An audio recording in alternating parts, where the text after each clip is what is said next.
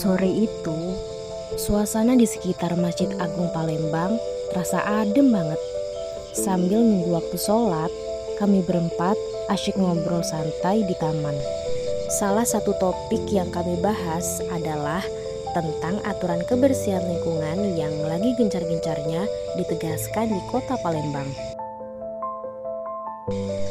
Kami semua sepakat kalau lingkungan bersih, kita pasti nyaman beraktivitas, apalagi di tempat ibadah seindah ini. Kami pun setuju kalau kebaikan itu emang harus dimulai dari diri sendiri. Gak lama dari obrolan itu, Nuril jalan sendirian di area taman masjid. Ia diam-diam menjatuhkan tisu begitu saja.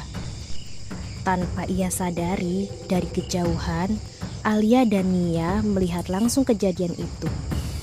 Padahal, barusan dia yang paling semangat, setuju buat jaga kebersihan.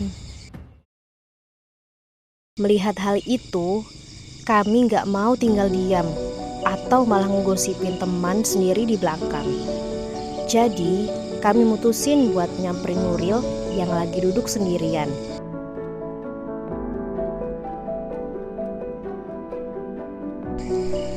Kami mencoba menegur dan mengingatkannya baik-baik.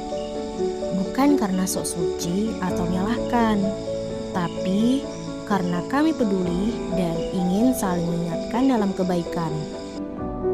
Untung aja dia gak defensif. Dengan berani, dia langsung mengakui kesalahannya.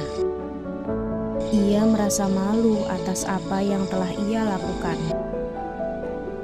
Setelah itu, ia langsung mengajak kami balik ke taman untuk memungut kembali sampah yang ia buang, lalu memasukkannya ke tempat sampah. Dari Nuril kami belajar arti sebuah integritas. Integritas itu bukan berarti kita nggak pernah salah, tapi berani jujur mengakui dan punya nyali buat memperbaiki kesalahan itu.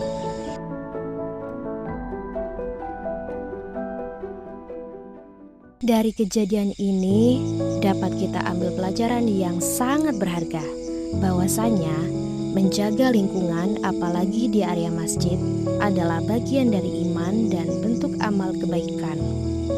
Rasulullah Shallallahu Alaihi Wasallam pernah bersabda, kebersihan itu adalah sebagian dari iman. Hadis riwayat Muslim. Bahkan dalam hadis lain, beliau juga menyebutkan bahwa menyingkirkan gangguan atau sampah dari jalanan adalah salah satu cabang dari iman.